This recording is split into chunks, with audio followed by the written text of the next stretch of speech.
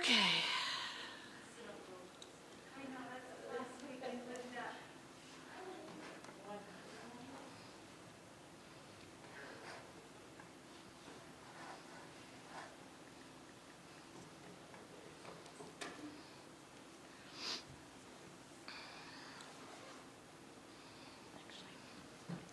So when I do this faux bun and I drive, it hits the headrest and then I don't feel comfortable when I get there because I redid it, but like, is it tight around my ear? Yeah, it looks nice. Thank you.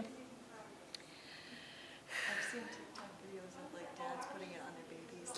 It's up here. It's so cute. It is so cute, but all black babies, right? Yeah, so cute. Still have a lot of kids, we just don't have tuition spots. Okay. How did it go? Ha! You know what? I didn't make it. Friend told me, oh, you did. So at the end of the day, I was at central office for a meeting. And Okay, when these people get seated, I think I'm gonna get started. I was like, I went this street. There seems like more cars than sorry, just saw that. I didn't even see it myself. So anyway, I didn't go back.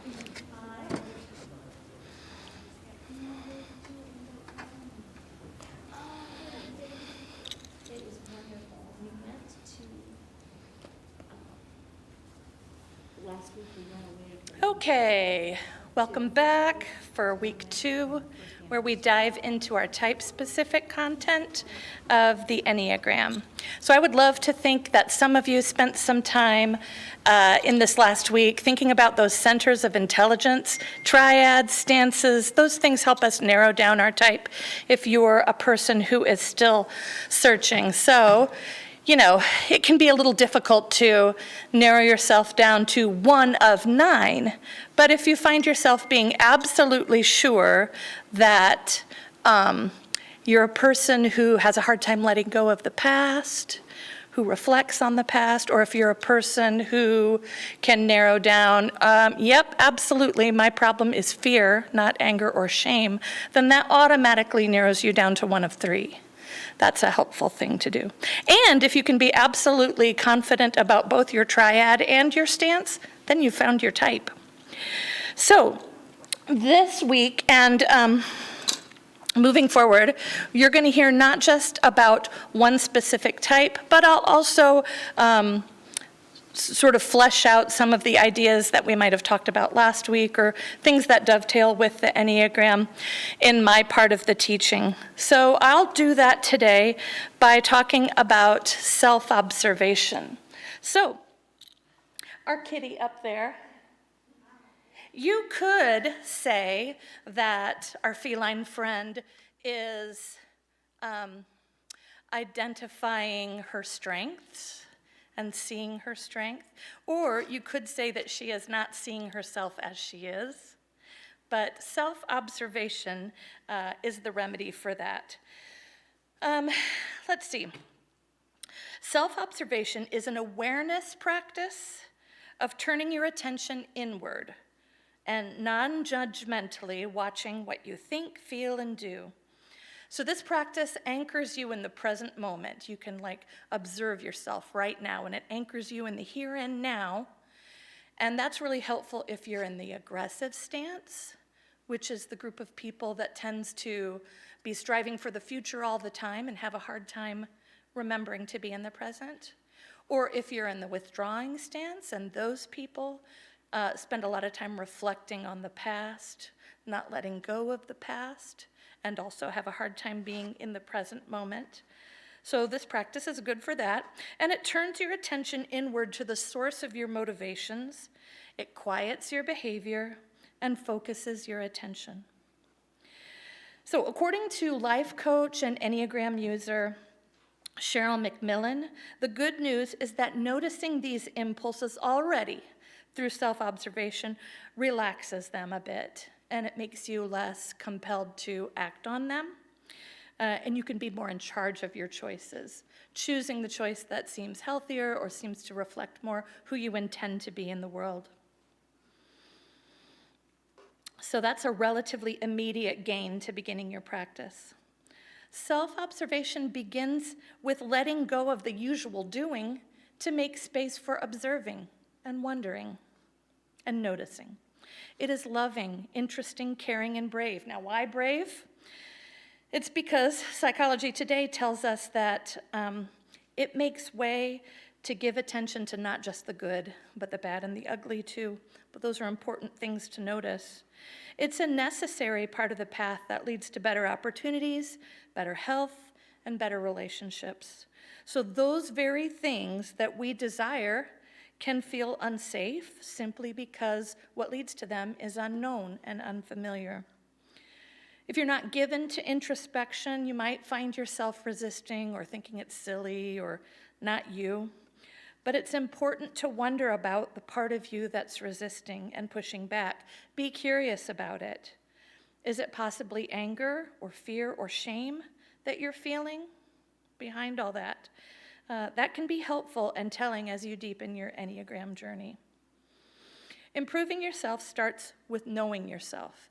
If, as Enneagram, as the Rose Back to You tells us, it's a tool, Enneagram is a tool for personal and spiritual development, it is important that we're working on the right number.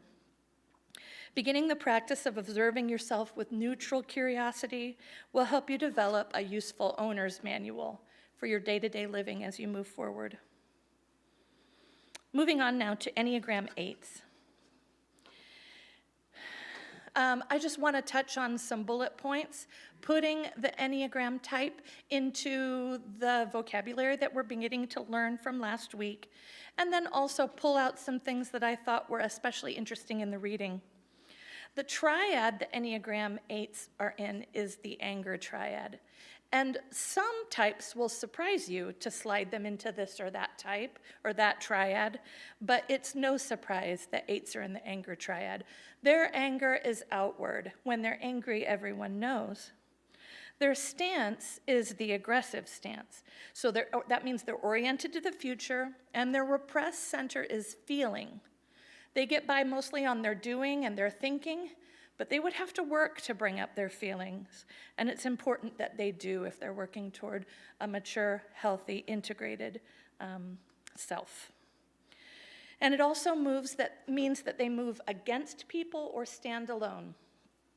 They're striving for that place that they want to go, and every step they take puts them closer to that person, and that's how they can end up bumping heads with folks.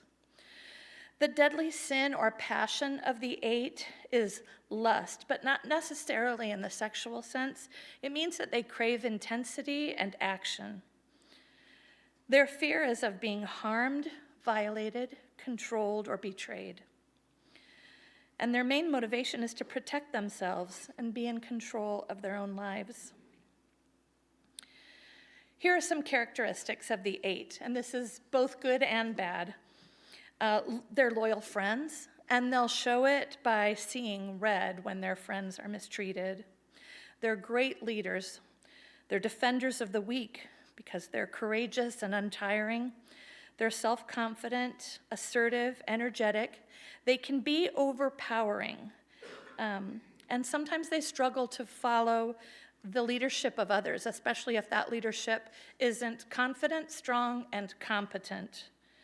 They can be aggressive and overpowering, emotionally guarded, impatient, competitive, ambitious, sometimes suspicious, paranoid, vengeful, destructive, and intimidating. That we're ending on some negative ones, and buckle in because every type is going to get that. The possible wings of the 8 are the 7 or the 9. So remember, your wings are only possible from the neighboring numbers. In times of stress, 8s will pretty naturally pick up unhealthy qualities of the 5. And I know you're just beginning to know these numbers. The 5 is sometimes called the investigator. And they're the ones that, when their energy runs out, they run out. They look deeply into things. So I guess some of the things that might be the negative qualities of the 5 that you could see 5s pick up is being reclusive and cut off from others, and maybe secretive or something, stingy with their time and energy. And insecurity, they would pick up the positive qualities of the 2. So the 2 we talked about quite a bit last week. That's the number that church-going women are often mistaken as. So the positive qualities that 8s might pick up would be being caring and nurturing and putting the needs of others before their own. So some of the things that I thought were interesting in the reading were that 8s use anger as a defense against revealing weakness or vulnerability. They care deeply about justice and fairness. Sometimes one of the really great examples of an 8, although we don't want to type others, is that they suspect Martin Luther King Jr. was an 8. So that's a really necessary person we need in our communities. They say that 8s enjoy an argument. I got to do a little aside here. So when I was first learning the Enneagram, I thought for a long time that I was an 8. Somebody suggested that I was, and I just trusted them.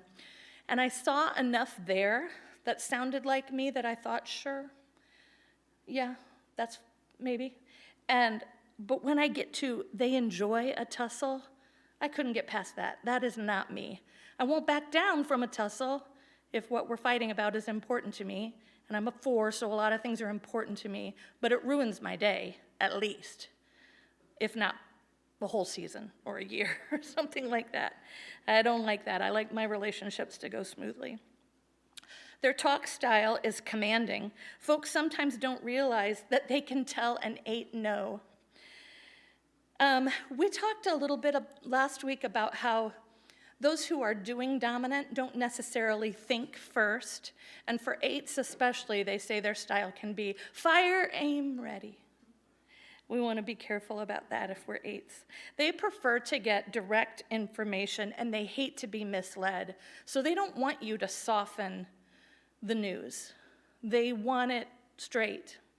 As a matter of fact, I heard an 8, I don't think it was in the book, but I think we're talking about Suzanne Stabile's daughter, oldest daughter, who's an 8. And she says, you know, Mom, the golden rule doesn't work for me. Oh, really? Why is that? Because I treat people exactly the way I want to be treated, and it's not how they want to be treated. They say that 8s often find themselves in control, but many 8s will tell us, I don't need to be in control, but I don't want you to be in control of me. They really want agency over their own lives. They can find it difficult to apologize because of the vulnerability, but really they're very tender-hearted. They're loyal to their small circle of friends, and they have the most energy of any number on the Enneagram. They're great at working toward a clearly defined goal. And Suzanne Stabile says that they're the most misunderstood number on the Enneagram, and if they're a woman, the most badly treated. So we happen to have a female 8 who we're talking to today. It's a pre-recorded interview. That'll be what's coming up next. What I think, I'm going to go down a little bit of a rabbit trail, and it's a little bit of the other side of the coin of something I went on about last week. I was interested last week in thinking about how a lot of Mennonites, many, like the vast majority of Mennonites that I talk to who are getting into the Enneagram, are considering strongly the 9 as their type. And many of them will be 9s, but I'm doubting that all of them are. And what I talked about last week is like that really deeply and dearly held value of the Mennonite culture to be meek and a peacemaker, perhaps muddies the water from seeing, like separating the value from the real core motivation and fear. The other side of the coin is that, you know, in this community of people where meek and mild actions are expected and affirmed, and an even temperament is respected and expected and affirmed, That is not the water the 8s swim in. But again, separate the value from the core motivation. It's not that none of our little Mennonite children are not going to grow up to be 8s. Some of them will. As a matter of fact, of the 3 8s that we've talked to in the last 3 years, they've all been Mennonites.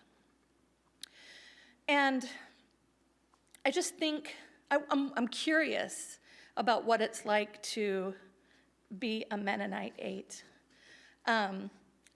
It didn't occur to me to ask any of our other 8 guests until this year's guest.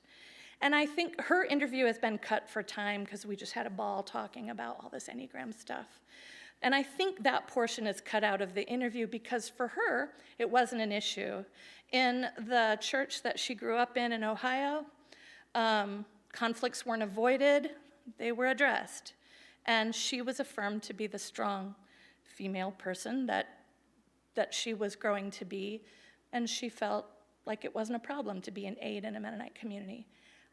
I'm curious about what other Mennonite 8s would say, and it's something I still want to learn about 8s. The person we're talking to today is Audra Marth. Let's see.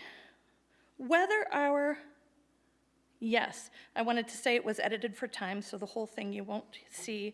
Whether our interview is in person or pre-recorded, I'm hoping that I remember to say every week to the audience that's listening that the very best guests are going to share personally and openly and honestly. And every week I want to say that it's best if we learn from it and soak it all in, but to handle it with care and discretion, because she's sharing personal things. So I think we had to cut out her introduction of herself too, but she talked about some of the positions she's held. I mean, she's trained as a CPA, but she's working now in a part-time in a school, and she volunteers all over the place. She wears lots of hats, and that sounds really 8 of her, like she's just capable in any place that you put her. So here is our interview with Audra Marth. Yeah. How easy was it for you to discern yourself as an 8? It was not easy. So when I took the online tests, that, if you will, because our second instructor encouraged us to do it ahead of time if we didn't know what we were, just to kind of see what it would come out, kind of thing. Not because he felt they were prescriptive and accurate, but because it's interesting to at least give you a point to start thinking about all of this. So none of the tests that I took identified me the strongest as an 8. I was I think some of them were in the 2, like 9, 1, 2, 3 were kind of some of my highest rankings, if you will, because some of them gave percentages, like you might be a percentage in this number and so forth. But it was only through the class in Sunday school that I really came to identify that I was an 8. And one of the things that the instructor said that was really interesting is we would do one number each week, kind of thing. And his method was to take a story, and we used the same story every week. And he then would say, this is how this number perceived this story and how they responded to this story. And then go around from week to week using that same core basis of a story. And he said, you'll know when we've hit your number when you're the most uncomfortable. Because what's saying is going to make you feel exposed in front of everyone else. And you're going to be like, oh my goodness, that is me. That is totally me. Both the good and the bad, the things we like and dislike about our particular numbers. You're going to sit there and the lights will go on and you will have clear understanding of this is who you are. Right. Yeah. So what insight has Enneagram given you personally and with others? So like having grace with yourself, growing your own, like doing your inner work, and in your relationship with others.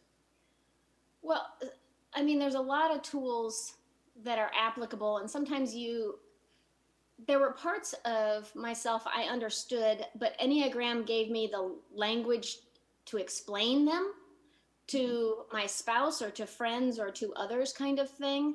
So one of the things Enneagram did is it just gave us a common language for understanding ourselves and then being able to have conversations with others that you have close personal relationships with, to say, this is part of who I am. And when this happens, this is how I feel and what I think. So it gave a language, and that made some of those conversations easier because you now had a standard format that both parties were using to discuss things. I regularly use the tool. It's a self-analysis tool for me of whether I'm in security or in stress. I don't know if your class has talked about any of those yet, but I know when I am stressed because I do some of the classic things that 8s have going on when they are stressed. I sleep less. I crave junk food like you would not believe. I tend to withdraw emotionally from situations, that's that protector kind of thing. And the stress isn't always negative stress. Sometimes life is just stressful. Mm-hmm. But if I'm super stressed, I'm going to start getting 4 to 5 hours of sleep a night and have trouble sleeping longer than that. And sometimes it's good stress, like getting ready for Christmas and super excited about everything. And sometimes it's negative stress where you're concerned about something that's happening in your life or with a friend or whatever. Mm-hmm. So it can be either, but that is a tool that I very regularly still use to just kind of keep awareness within myself of how am I doing? Am I moving towards security where I have a healthy balance in my life, or am I veering off towards stress and it's time to stop and reevaluate things and see if I'm really in tune with what those stressors are in my life, and am I doing the right things to get myself back towards security as opposed and be in balance. So if I remember correctly, 8s moved to 2 in security and health. How do you see that manifest in your life? Well, my friends that I have had conversations with, if they for a while did not believe me when I said I was an 8. They're like, you're a 2 through and through. But somehow, and I don't know if this was modeled to me by my parents or if this was a natural evolution on my own, but I knew the way to bring me out of my, call it a funk, if you will. Like if I'm in stress, a time of stress, or I'm in a funk kind of thing, I know one of the things that helps me the most to get out of that is to do something kind for someone else. Mm.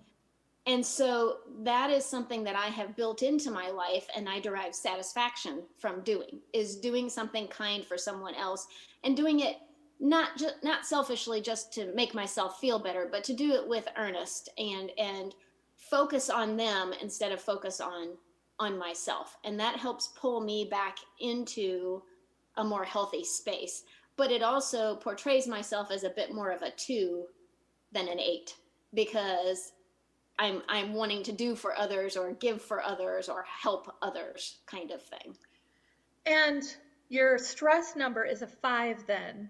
Do you find yourself getting reclusive, as we might think of 5s, when things are rough for you?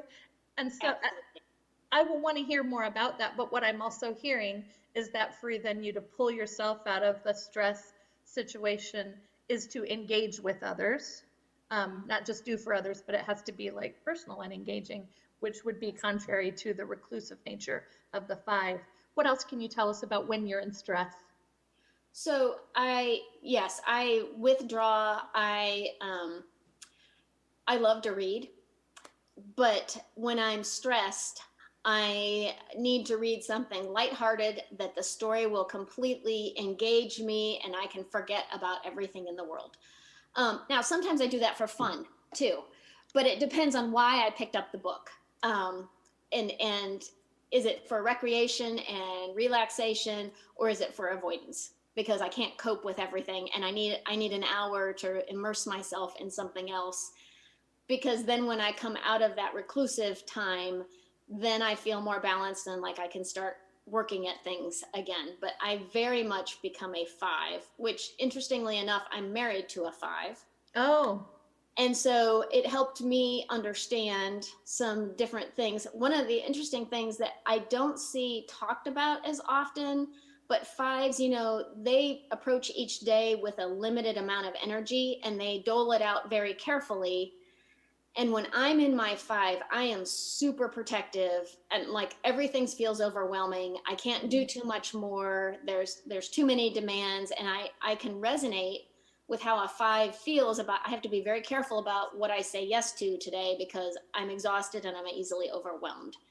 So when I'm in that stress mode, I resonate with that feeling that a five has, where I have to be very careful about what I try and do that day. I mean, I'm a list maker, and so the list when I'm in that stress mode needs to be only a few things. But when I'm in security, I can have a list of all kinds of things, and it doesn't bother me then at the end of the day if they're not all done. Yeah. But if I'm in stress mode, I have to know that I'm going to cross everything off that list in order to feel successful at the end of the day. Yeah. Yeah. I get that. All right. Can you see your eightness as you look back at your childhood? So this could be in your own personal qualities like boldness, leadership, a confrontational nature.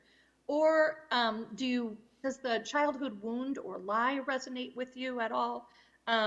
Usually it seems like every source I look up, the childhood wound, it words it a little bit differently, but there's often something about vulnerability.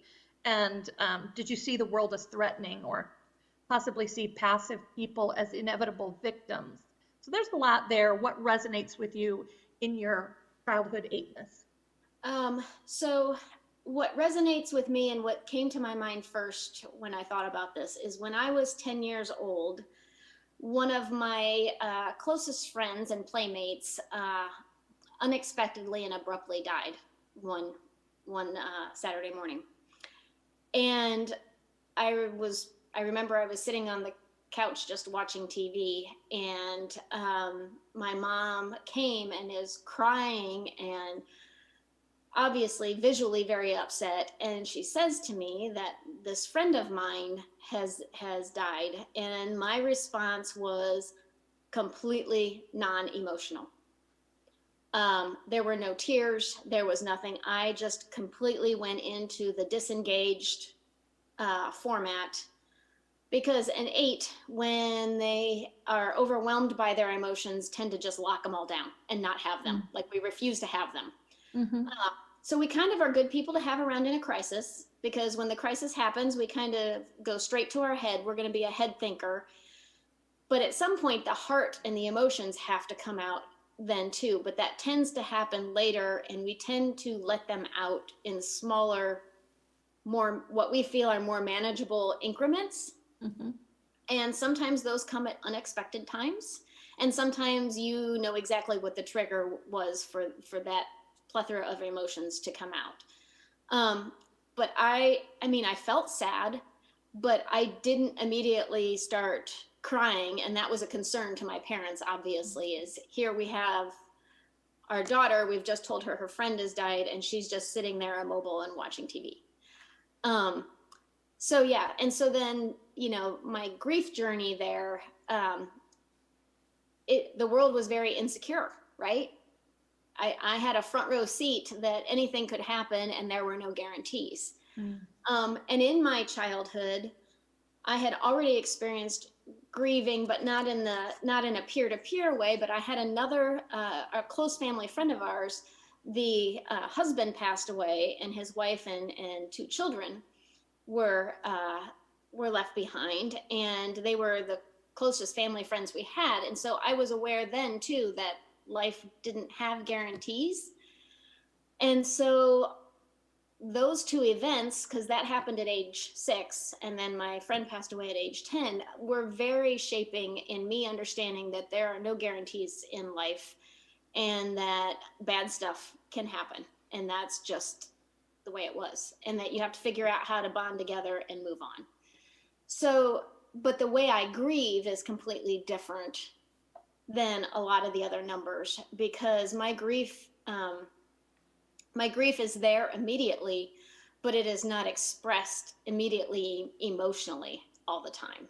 And so sometimes that is very confusing to other people, and I might seem like I'm indifferent to someone's heartache, but the reality is it has struck me so deeply that I can't deal with it all in that particular moment, I Yeah. think is maybe the best way to say it. Interesting. And then I need privacy and time to be able to come to grips with all of those very intense and strong emotions. Would you ever express them with others? Yes, but grief and very, very personal emotions tend to be saved for those I feel safest with, which I think we all kind of do that as well too. You know, we veer towards those people where there is ultimate trust and confidence in those relationships. I am blessed to have a large group of girlfriends and a spouse that I have many people that I can have deep and interesting and intimate conversations with and be completely myself. And it's not as an 8 that I'm trying to withhold my emotions from the world. It's more I just kind of lead with my head and I think with my head, and the emotions are there. They're just not always expressed on the surface, so to speak. Well, I wanted to ask for a little bit of clarification on the feelings. You talked about when you're feeling these intense, vulnerable feelings, you tend to lock it down. I remember that phrase being used. So 8s are in the feeling repressed stance. That's a stance thing. The repressed center is what determines your stance, I believe. So it's feeling repressed that you are. And I remember asking, we had a conversation once before with Sam Reshley, and I remember asking for clarification, is it that you hold in feelings, or are the feelings a little bit inaccessible? And you might have had different answers, but how would you answer that today? The feelings are inaccessible. Like a phrase that I use is with my husband sometimes is I'm waiting for my heart to catch up with my head. Oh. Because like I'm aware that they're not both in alignment, and I know that those emotions are there, but sometimes I need a trigger to help me access them. So a book or a movie or an event or a conversation sometimes can trigger things and allow things to well up in ways that I'm having trouble drawing out on my own. I can, in quiet, reflective times, draw things out on my own as well. It's not like it's a singular experience one way or the other. But I do think for myself personally as an 8, sometimes I get caught off guard. Well, somebody will say something kind or something hurtful, and I will have an overwhelmingly and unusually strong response to it. And usually I can go back and realize, oh yeah, these are some emotions that I have unlocked from something else that are kind of bubbling out at this moment. So now we're going to deal with both of these scenarios. Again, be they joyous or be they sorrow or anger or whatever the emotion may be, that once that box is opened, if you will, there's sometimes more than one thing there full of emotions to feel. Yeah. But yeah, sometimes we need a trigger, not always, but sometimes we need a trigger to help us access those things and to unlock that portion of us to let it out, or And or give ourselves permission to let that part out. Yeah. And that kind of insight, that self-awareness, is a sign of somebody who's doing their work. Because tons of people will have like disproportionate reactions to something and not recognize it. But it's so wise when we realize that there were other triggers that haven't been dealt with. Now, the sin or passion of the 8 is said to be lust, not necessarily in the sexual sense, but maybe in the sense of craving intensity, never being satisfied. Does that resonate with you? I don't resonate with the never being satisfied portion of that. I do resonate with the intensity. Like I think 8s tend to be intense persons, but it comes out in various manners. So some 8s that I've experienced are intense in their interests. So like once they are interested in something, they are going to learn everything and do everything and experience all of that. And we haven't mentioned it yet, but 8s tend to be very high energy people. So we have a lot of motion that we are carrying out and into spaces with us. And so once you become interested and passionate about something, you're in to do it, to learn it, to whatever, whatever it is. You're there and you're interested. So the part that resonates with me is the intensity. So years ago, again, my husband is a wonderful partner for me and a very insightful human being and very wise, which I'm blessed. And we were going somewhere and he said, okay, now this is a new group. Remember, we need to hold it down just a little bit. And he's right, because there were times that my intensity and my interest in getting to know someone else and having these deeper level conversations, which I love, was overwhelming and seemed like a personal attack. Or we had one time where my youngest son had a friend over and we were having dinner, and his friend was a little more shy. So I was doing my best, as I thought, to ask questions, to engage him and to get to know him. And my son protected his friend by saying, Mom, this is not an interrogation, which is how he was viewing it on behalf of his friend. And so it's just those different experiences. What I was perceiving as being interested in, my son felt like I was putting his friend on the spot. And so it's learning. So my husband, he's like, okay, we need to be low intensity here tonight, kind of thing. And that's wonderful, because I do need that, people who know me, I don't have to do that. But when we're going into newer situations, sometimes 8s can be bulls in a china shop. And we're interested in new people and a lot of things and intense conversations. And sometimes we just leave people in a wake of frustration with us because of that, because they don't understand that portion of us yet to know that we're well-intentioned.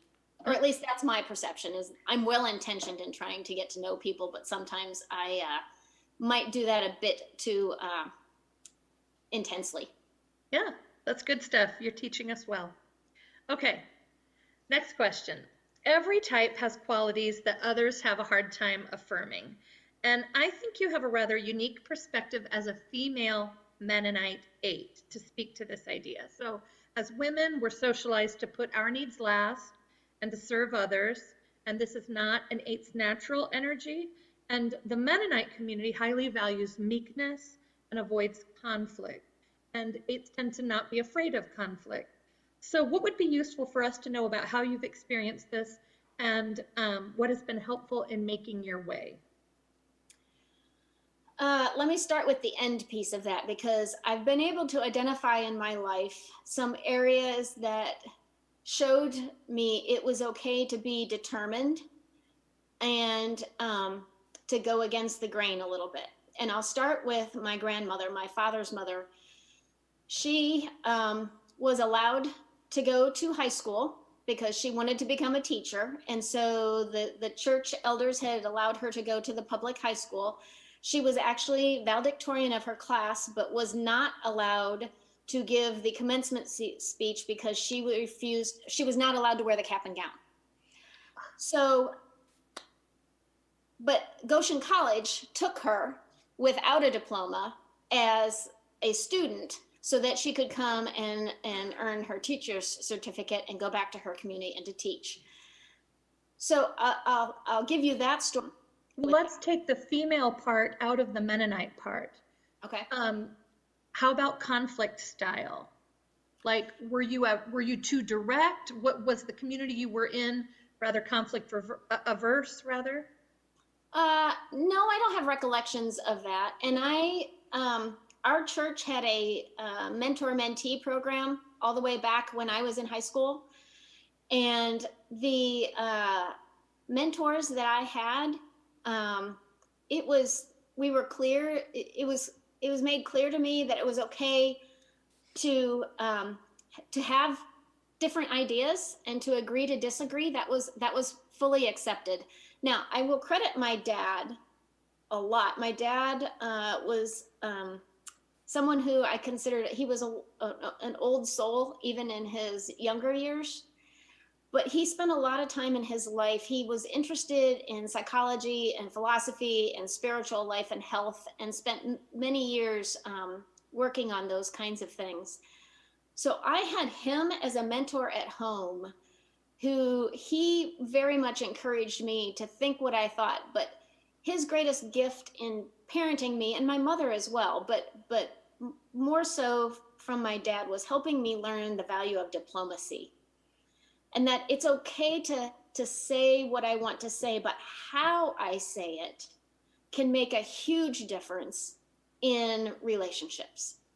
So he was a very, very good listener, and he could listen and then ask me really good questions. And so I'd make poor choices, and we'd sit down to have the father-daughter talk. And I remember it was less about him lecturing me and more about him asking me questions to make me think about why I made the choices that I did and what could I do differently next time. And did I think that there was harm that needed to be repaired or restitution that needed to be made, or some of those kinds of things. So I really, in thinking about it over these years that I've known about Enneagram, I give him a lot of credit for helping soften some of the edges that I have, because I do not like when people beat around the bush. But I've also learned through Enneagram that that's the way some people need to approach it. And so I've learned to practice patience there, and also to soften my approach to be able to communicate the things I need to say in a more welcoming format. And so, yeah, knowing some of those kinds of things allows me as an 8 to have a broader group of relationships that I can keep at a healthier stage at least from my end, because I have a different understanding of self and of what others need, and trying to find ways to bring balance for both parties, if you will. Yeah, let's flesh out a little bit more then. What is your conflict style? How would you, you're here, I'm hearing what you've developed it to be with a lot of work and in its natural form. What is the conflict style of the 8, or at least of Audra Marth? The Audra Marth style is, let's sit down and talk about it right now and get this over with. Oh. My spouse, who is a 5, that does not work so well, because when there's a conflict, he needs time up in his head to think and process things before he can be ready to talk about it. So we learned pretty early on in our marriage that I needed to wait until he was ready to talk, because if I tried to force the conversation before he was ready, that did not go well for either of us. And so I had to learn to practice patience and be okay with wait. But I also discovered that allowed me to, by taking that reflective time, which is not an 8's nature to do at all. I mean, like, there's a conflict, let's go in, let's solve this right now, let's do this. By learning to take that reflective time, I can't tell you how many times I've discovered that what I thought I was upset about is not at all what I was upset about. Wow. So just because something triggers me to feel like I'm in conflict doesn't necessarily mean that's what the conflict is over. True. So yeah. Yeah. And to piggyback on what you're saying about, like, some people need time in their heads to process. Like, I almost think, or I've found that there are a number of conflicts or issues that can't be resolved with one, let's sit down. Like, you're going to give me new information and I'm going to need to process it. So maybe I'll come back to you later and say, so I thought about this and here's my response. It might need to be multi-session sometimes. Absolutely. Or multi-year even. So for example, in parenting, if our kids would do something that I thought was wrong, I was ready to lay the hammer down right then and there. These are your consequences and that kind of thing. And my husband brought such balance to that energy from me, and I'm like, whoa, wait, let's stop and think about this for a little bit. And then I discovered the value that sometimes in parenting, telling your child, yes, there's going to be consequences, and making them sit and wonder what those consequences were going to be was a really useful tool. Because sometimes the child found their own ways to help make restitution or to to do things to help alleviate the conflict on their own before you even had to step in further then. So there was, but my husband, I think, would probably say, and it's probably not fair that I'm speaking on his behalf without him here, but part of what I brought to it is he would be able to think about things long enough and think, well, okay, well, we're not going to issue consequences in this thing because I think they've already learned their lesson, which may be the case in sometimes.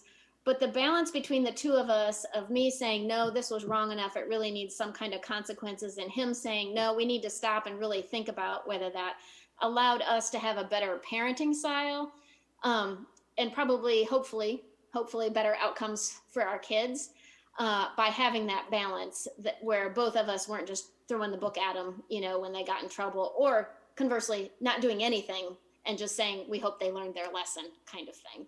And every family and set of parents, they have their own metrics for doing that.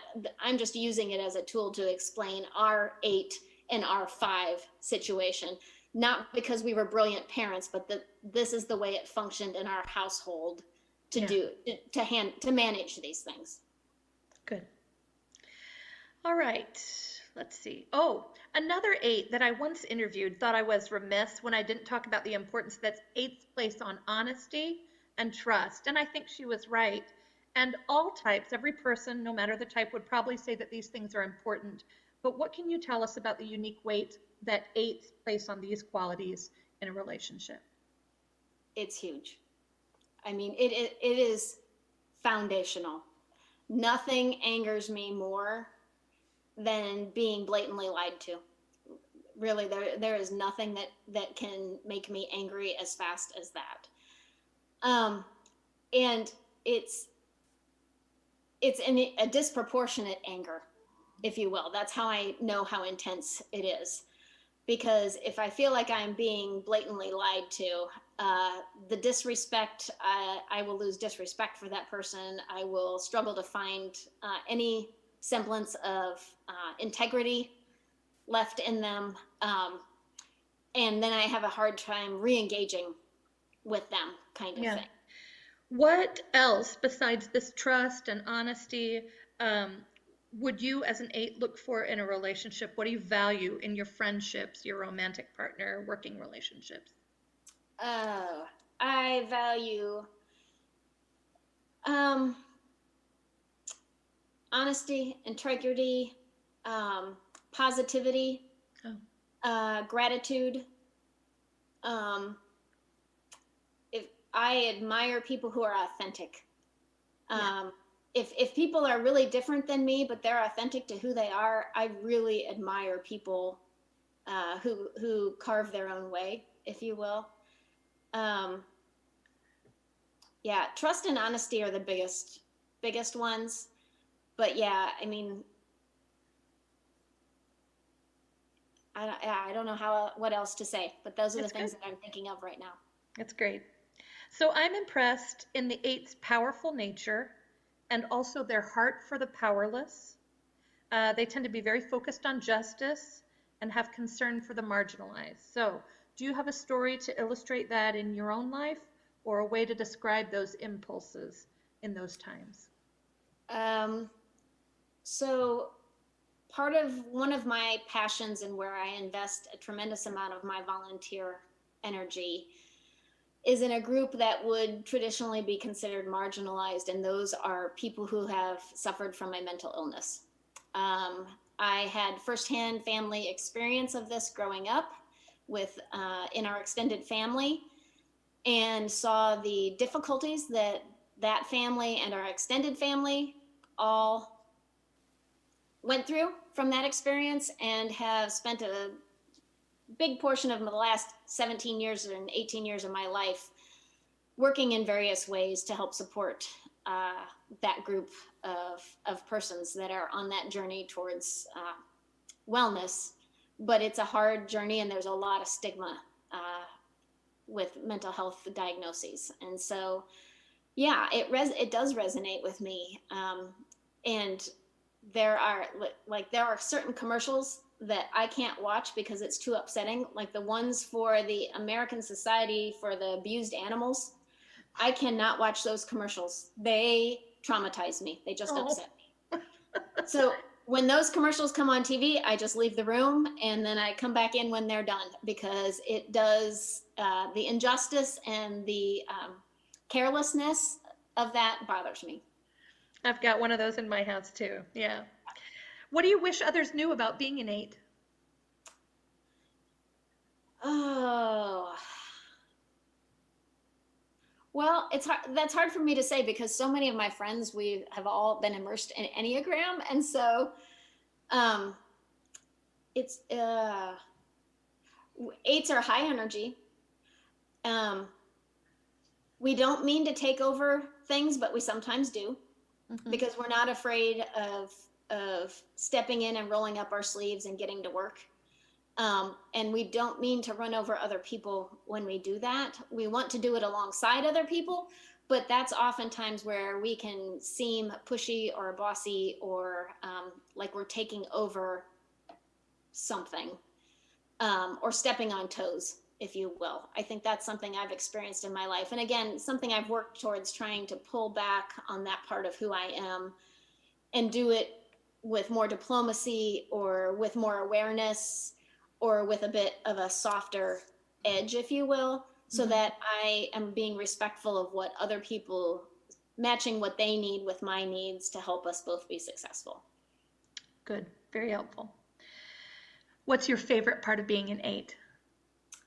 I love the fact that we're high energy, and I love the fact that I don't tend to self-doubt. Oh. Like if somebody issues me a challenge, I'll be like, oh yeah, how am I going to do that? It's not, can I do that? It's already in, I jump straight to the, oh yeah, how am I going to do that? You're already strategizing to get it done.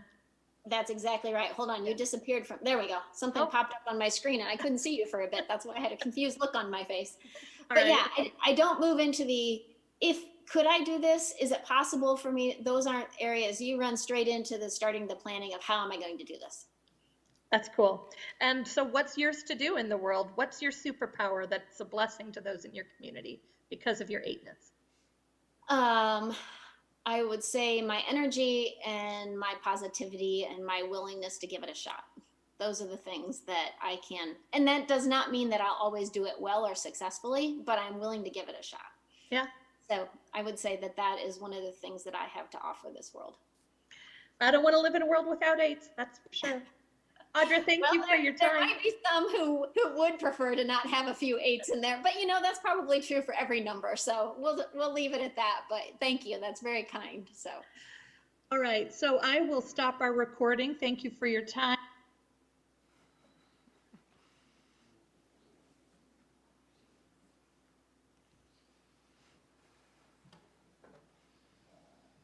All right, well, thank you to Deanna Beth and to Audra for that interview. Our hope is that as we interview each number each week, that they not only provide insight into how that number responds and feels and what their motivation is, but if you're searching for your number, that you may see some of yourself in that person and in that interview. We're going to spend the last part of our evening each week talking about the specific number in relationship and in growth and in spiritual practices. So a wise man came up and asked me last week, if we're not supposed to type numbers, how does he know if he's living with an 8 or a 7? And I said, that's a good question. You're not supposed to type each other.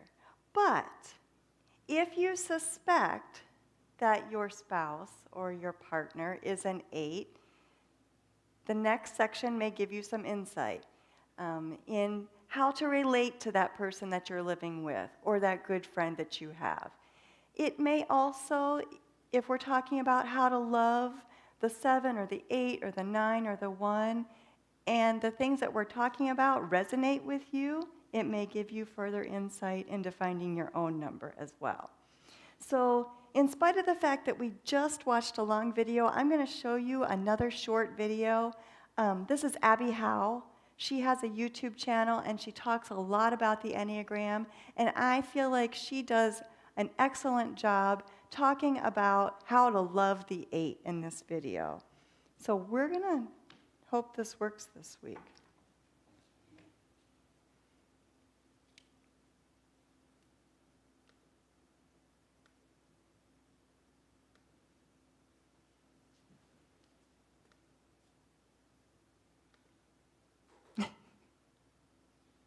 We're not.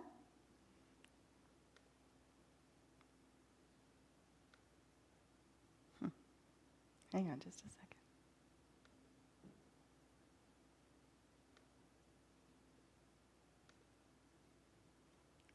I think God does not want us to see Abby Howe. Because it worked every other time. Okay. Do you think you know Camila? Okay, you try something.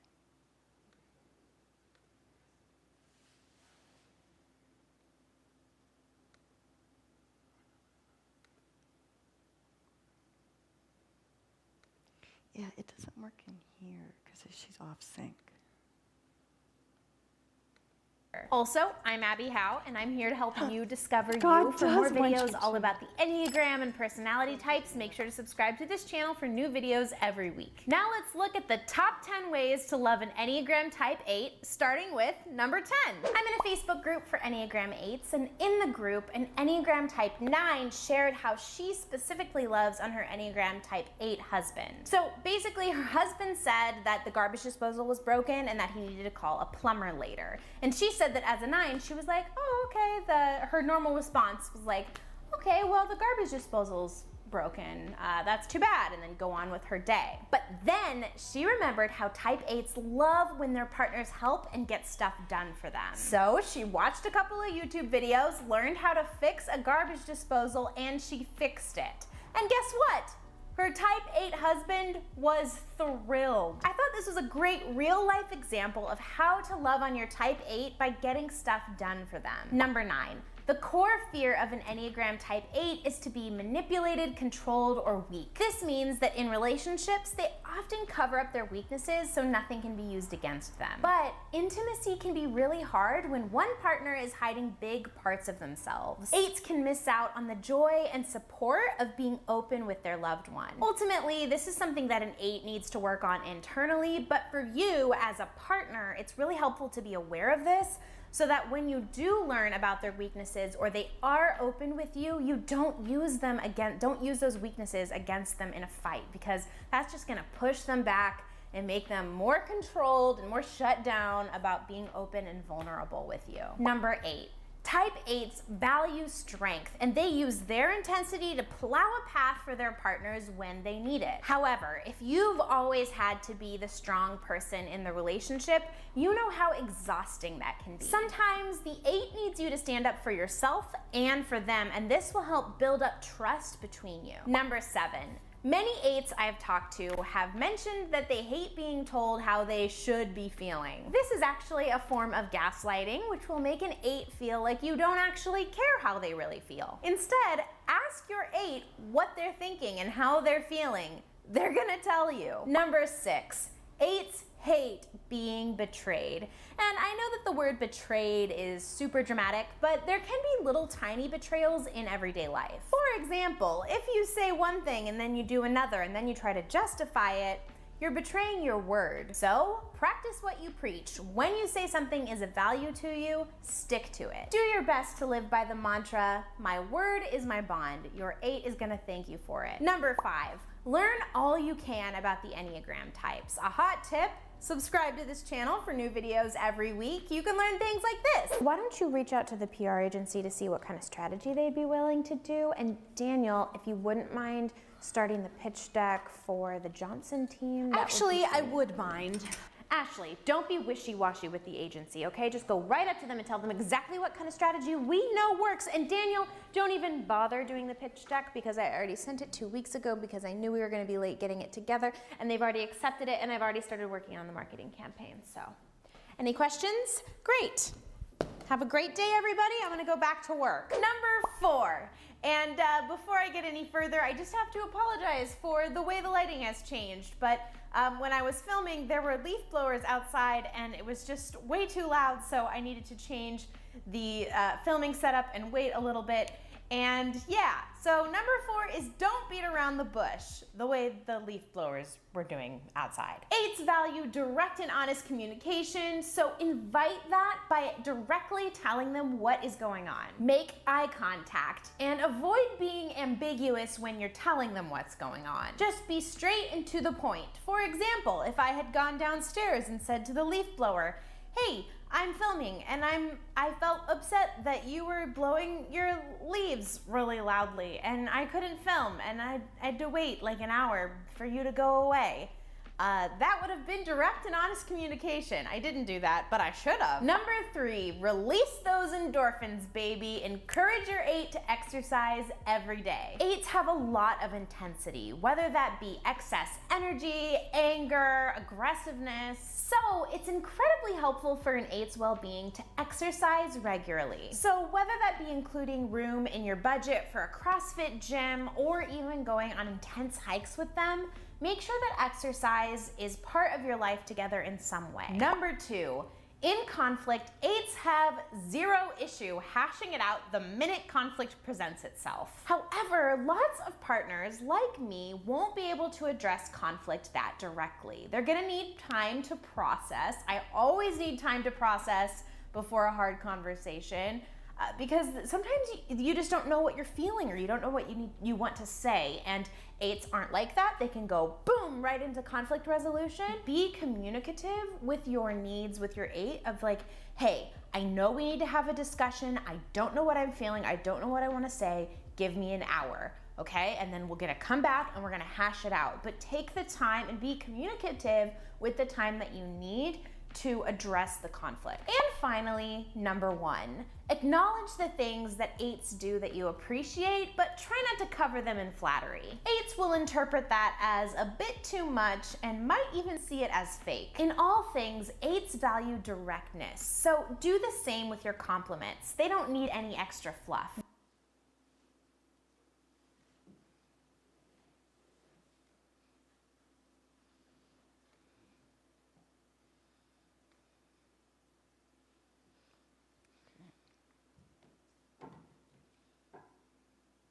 So, just to summarize, be direct with your 8 in several ways. They can run right over people.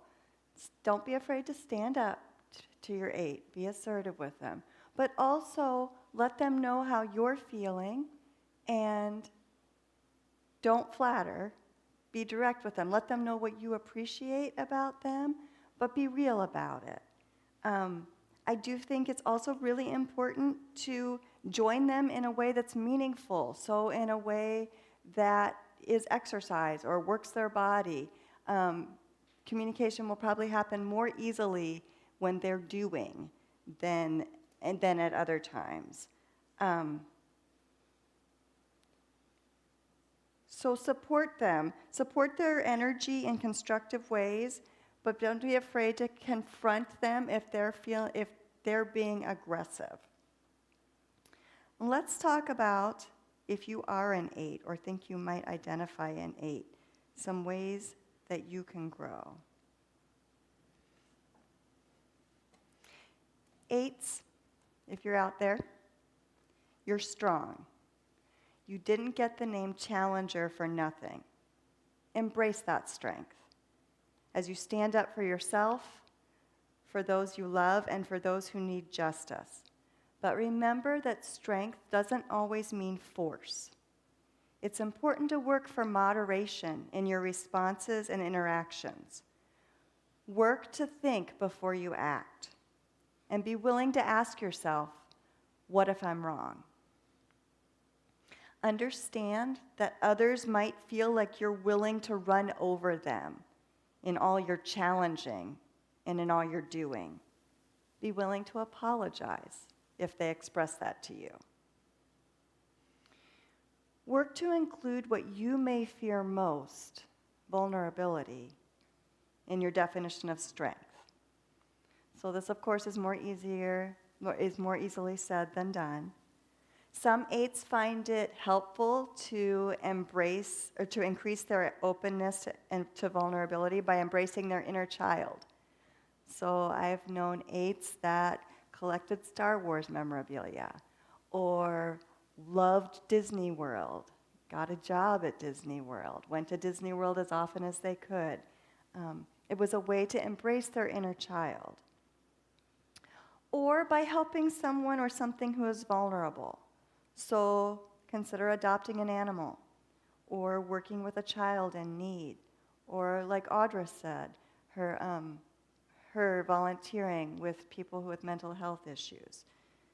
Working with people who are vulnerable can help you to be less afraid of being vulnerable. And then also developing an accountability relationship with somebody that you can feel free to be vulnerable with, that you can feel safe to be vulnerable with. When you see that you are feeling angry, ask yourself if that anger is covering vulnerability. And then recognize your need in the body triad, in the doing triad, to process your feelings and thinking through your body. So make sure you use that energy to get exercise, especially exercise that includes careful attention to the body, like yoga or kickboxing or martial arts, or something that allows you to tune into your body in really intentional ways to work off that energy.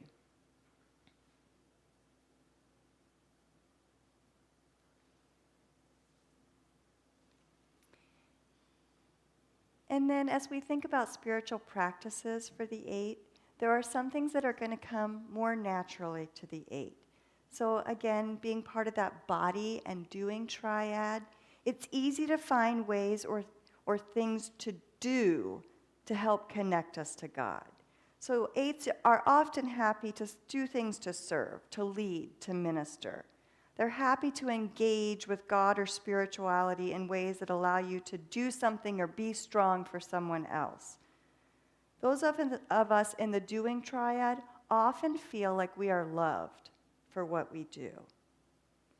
That's why we work to include vulnerability in our definition of strength. I would invite the 8 to consider exploring the prayer posture of sitting in stillness before God. Stretch yourself out of your comfort zone of doing to just be. Allow yourself to be vulnerable before God. Take seriously the Bible when it promises that God's strength is made perfect in weakness. Consent to being willing to look at areas where you might be weak, where you might allow others or God to be strong for you. And then as you sit in stillness, maybe think on this. As an 8, you are uniquely gifted to manifest God's power and assertiveness to the world. You, as 8s, reflect God's presence when you harness your God-given anger and fight injustice and evil. But also remember, you don't have to be strong to be loved.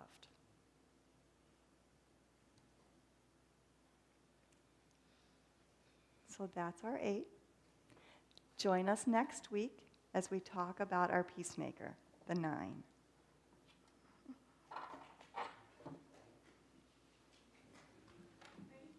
You're welcome.